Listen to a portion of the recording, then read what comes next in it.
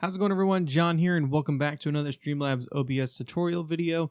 Today I'm going to be talking about how you can use studio mode here in Streamlabs OBS. Now you can also use this in OBS Studio. That is where the studio function was actually first introduced, and it does make things a lot easier for you. And essentially what studio mode allows you to do is to have you see a scene and mess with that scene to make sure everything is working properly or make sure everything is displayed correctly before your viewers can see it. Now, of course, you're going to have to be logged in. You're going to have all your stuff set up and everything like that, as always. And what you're going to want to do is go over to the left panel here, and you're going to see studio mode. It's going to look like a square with a line going through it. So when you click on that, it's then going to display two different sides. So on the left-hand side is everything that you will see that you want to go and change. And over on the right-hand side is everything that is currently live for everyone to see. So what you can do when you're in studio mode is go into a different scene. And as you can tell, I'm already in my Be Right Back scene. And in case I didn't have the game displaying for some reason, that's why I would go into studio mode to make sure everything's working.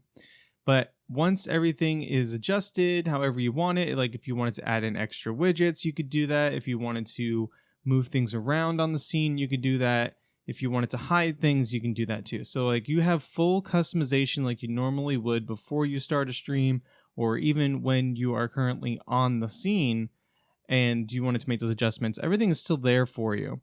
But this just allows you to do that stuff before other people see it, like I was saying. So once everything is how you want it to be, then you go up to transition, and then it's going to transition like it normally would, and now everyone sees what everything that was on the left side.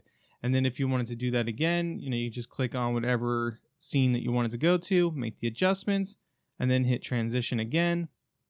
And you can stay in this mode throughout the entire stream if you want to, but if you don't want to be in it, just go ahead and disable the studio mode. And then you'll be on the scene that you were last on when you were in studio mode.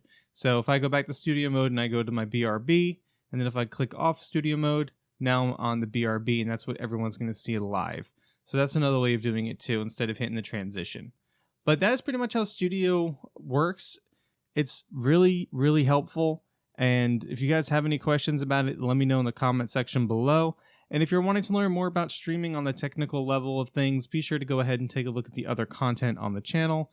Subscribe to the channel if you're liking it. Don't forget to click the bell icon. Give this video a like. And you guys can also talk shop with me whenever I'm streaming over on Twitch. You guys can catch me over there. All the information is going to be in the video description below. So I look forward to seeing you guys in a future video, future stream. Thank you so much for watching, and take care.